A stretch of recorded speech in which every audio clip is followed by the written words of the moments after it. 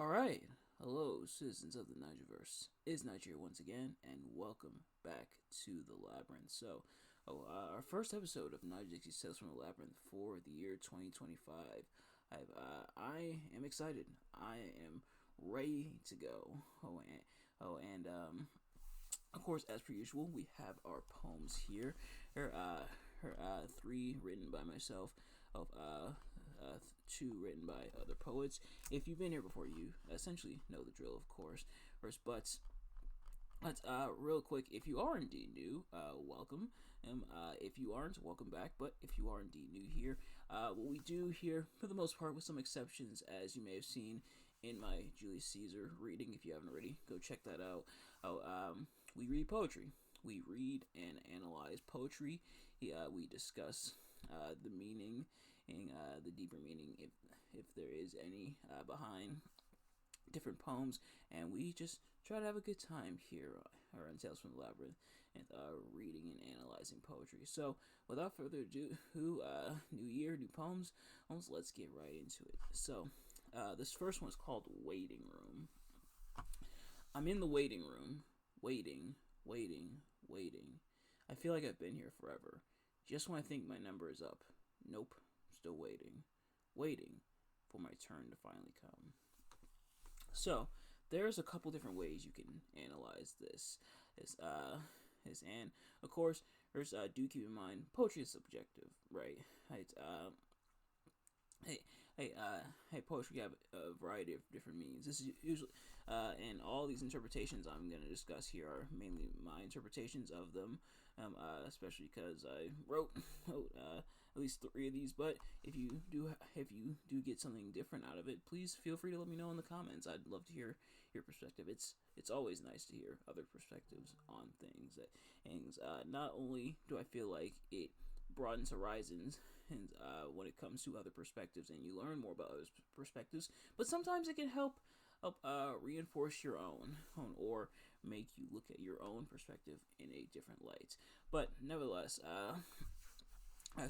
with the waiting room, there's a couple different ways I interpret this. The first being that it can be a literal waiting room if you've been to the doctors or the dentist, or anywhere that has a waiting room, even the DMV. You sometimes wait there for a while. Sometimes you get in relatively quickly, but other times you wait for a while. You sit there waiting for your turn, for them to call your number, and it can get kind of boring. It can get kind of agonizing to wait, especially when I was a kid, when I wouldn't have like my electronics or anything like that. That's why they have the old magazines, as SpongeBob would have you believe, or there's stuff to keep preoccupied. Movies. They have sometimes the TV, stuff like that. But it can get pretty boring in the waiting room. But that's a physical waiting room. That's a literal waiting room, if you will. But what about a metaphorical waiting room? That's also kind of what I. That's also another way you could interpret it as, is a mental, emotional waiting room. You feel like you're waiting for your opportunity. You feel like you're waiting for your chance, your time to shine. You maybe sitting there honing your craft, wondering when it's your turn, when it's your big break, and it can get kind of frustrating sometimes waiting for things to happen, especially if it's something you've been working at quite a bit. If you're job hunting, if you're waiting for your opportunity to launch your business, or waiting for your business to grow, or things like that, it can get a bit tiring having to wait and seemingly being constantly denied. But I promise you, keep working at what you're working at, and it'll be well worth the wait. Hey, I promise. But this next one is called Loss. I often think about those I've lost, those who aren't here with us anymore. While I like to think they're safe, in a better place, there's still a hole in my heart, knowing they're not coming back. But while they aren't here physically, they live in my heart and in my memories. Memories we shared that I will never forget. So, I'm sure most, if not all of you, have experienced a loss, a death in your family. Yeah, it could be family, could be friends. I'm sure you experienced that before. I've experienced quite a few in my life, and dealing with loss is tough. Having someone that you're especially close with, that you who see interact with all the time, that you share a very deep connection, a very deep bond with that person, and losing that person, it definitely can hurt. And you feel like a piece of you dies with that person because they've made such a large impact on your life, and so it's oftentimes not easy. And I feel like we all grieve losses differently. Yeah, but how I kind of viewed it, and this is kind of what my dad told me when my grandmother passed away. My grandmother passed away when I was 13, and we were super close. I mentioned her a couple times here on the channel, but what my dad told me, that really he wasn't even the first time I had lost someone in my life up to that point, but the way he said it really put it into perspective, that she's not sick anymore, because my grandmother was very sick. She's not hurting anymore. She's not suffering anymore, and you have a lot of memories with her. And he was absolutely right. I absolutely did have a lot of memories with her. I remember I would sleep over at her household. Oftentimes, me and my sister, I remember we used to always talk about wrestling. We used to watch wrestling together. She really helped get me into wrestling.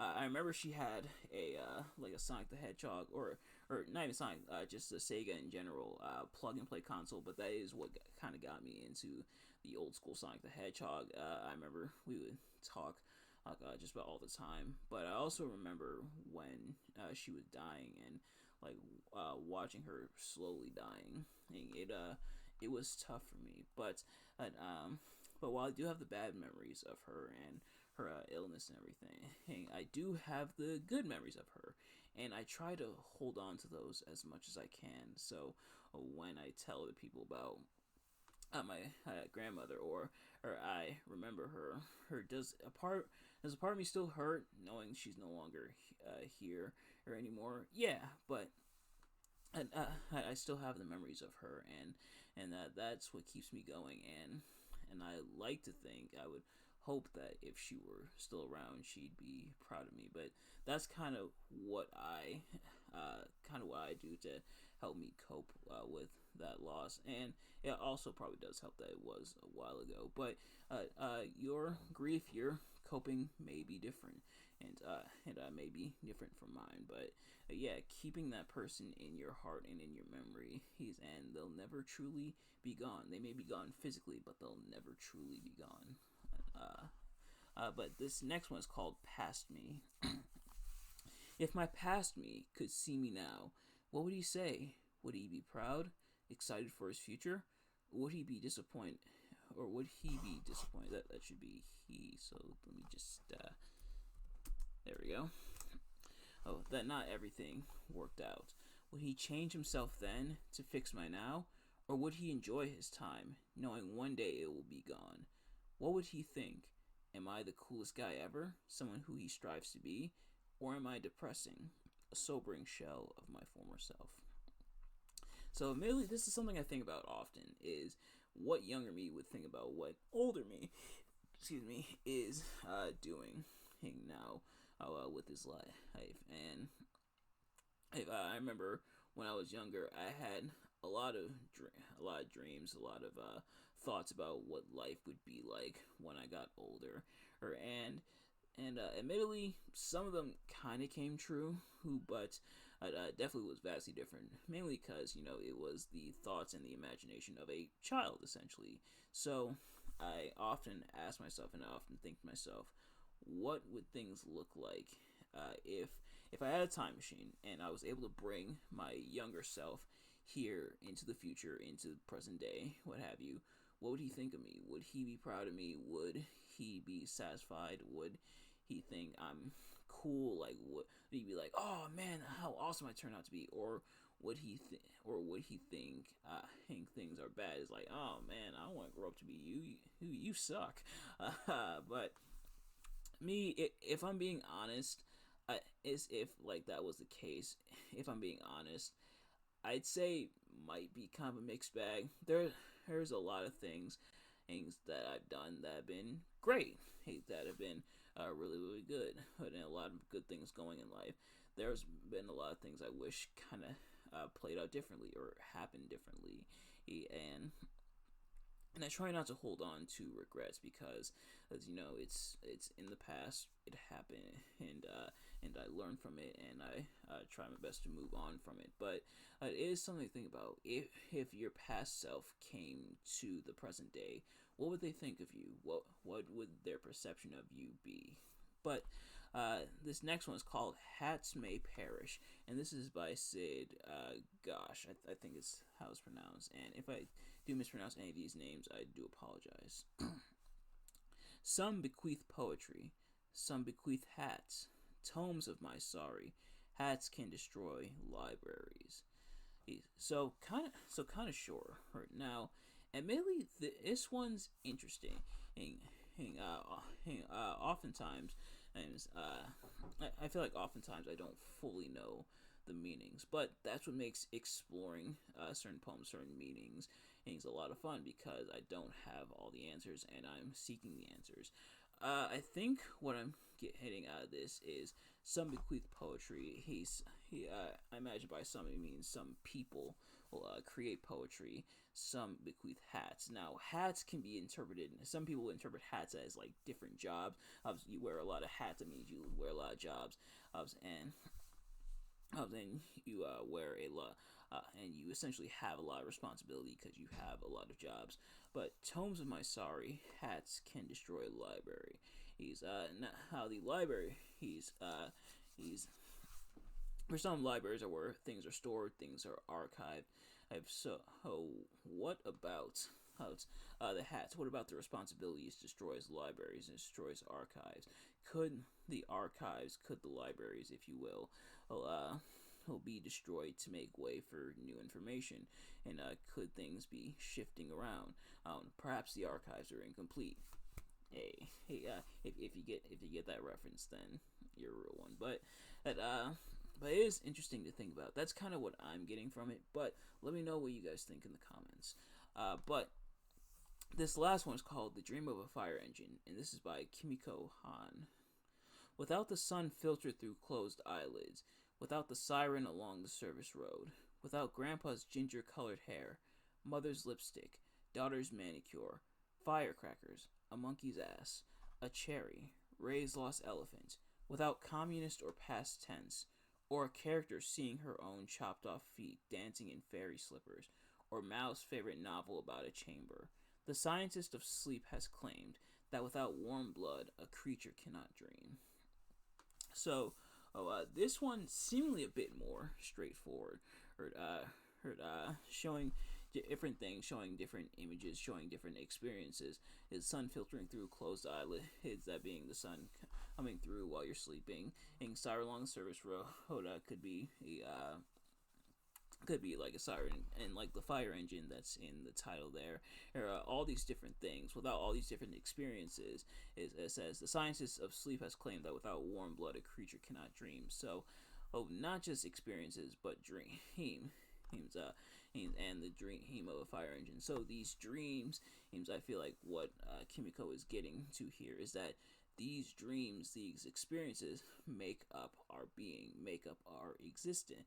And hence the fact that we have all these things, the fact that we think all these thoughts, dream all these dreams, are what make us who we are. And to an extent, I would say, yeah. Now, it shows quite a few different experiences because we all experience different things. And some experiences may be similar to others and may overlap at times. But for the most part, we dream, we experience different things. And so, essentially taking that and saying, because we dream these different things, because we have these different thoughts, these different experiences, says without warm blood, a creature cannot dream. And so warm-blooded meaning mammals, that meaning humans, that means you and me, of course. Unless you're a reptile watching this, shout out to all my reptiles out there. And I'm not quite talking about the conspiratorial lizard people, but anyway, I digress. So without these things, And these things, I think, it can be interpreted that these things all make us alike and unique in a way. The fact that we have these experiences, that's kind of what I'm getting out of this is that our experiences, the things we see, the things we think, and the things we dream, essentially make up who we are in a way. And I, like I said, I would wholeheartedly agree with that. But nevertheless, that is going to do it for this episode. Thank you all so much for watching. I hope you enjoyed. If you did, please do me a favor. Like, comment, subscribe, share with your friends, and turn on post notifications so you know every time I upload a video so you never miss an upload. And let me know in the comments below your thoughts on any of the poems we talked about here, and your thoughts, reactions to any of these poems, and to my analysis. Do you agree or disagree? Let me know. Thank you all so much for watching. I will see you guys later. Peace.